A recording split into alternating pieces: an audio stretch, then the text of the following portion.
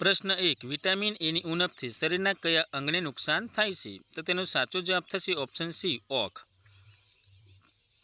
પ્રશ્ન 2. ઇન્સ્યુલિનનો સ્રાવ કરતું અંગ કયું છે? તો તેનો સાચો જવાબ થશે ઓપ્શન એ, સ્વાદુપિંડ. પ્રશ્ન 3. આપેલા વાક્યનો નિપાત ઓળખાવો. મને ફક્ત દાળ ભાત જ ભાવે છે. તો તેનો સાચો જવાબ થશે ઓપ્શન સી, ફક્ત અને જ. પ્રશ્ન 4. આંતરરાષ્ટ્રીય સન્માન પ્રાપ્ત કરનાર પ્રથમ ગુજરાતી ફિલ્મ કઈ છે? તો તેનો સાચો જવાબ થશે ઓપ્શન ડી, કંકુ. પ્રશ્ન 5. બંધારણના કયા અનુચ્છેદમાં અનુસૂચિત જાતિ અને જનજાતિ માટે લોકસભામાં અનામત બેઠકોની જોગવાઈ છે? તો તેનો સાચો જવાબ થશે ઓપ્શન બી, અનુચ્છેદ 330. પ્રશ્ન 6. રૂઢિપ્રયોગનો અર્થ શોધો. કોળિયા જેવું કપાળ હોવું. તો તેનો સાચો જવાબ થશે ઓપ્શન બી, કમનસીબ હોવું. પ્રશ્ન 7. સત્તાનું પ્રતિનિધાન હોવું એ કેવા પ્રકારની પ્રક્રિયા છે? તો તેનો સાચો જવાબ થશે ઓપ્શન બી, વહીવટી.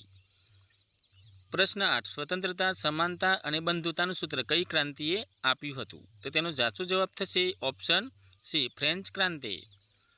પ્રશ્ન 9. ચૂંટણી તો ઘોષણાપત્ર અને અધિવેશન તો શું? તો તેનો સાચો જવાબ થશે ઓપ્શન સી, કાર્યસૂચિ. પ્રશ્ન 10. રૂઢિપ્રયોગનો અર્થ શોધો. મહેર ચડવું. તો તેનો સાચો જવાબ થશે ઓપ્શન બી, સામસામે સ્પર્ધામાં ઉતરવું. પ્રશ્ન 11.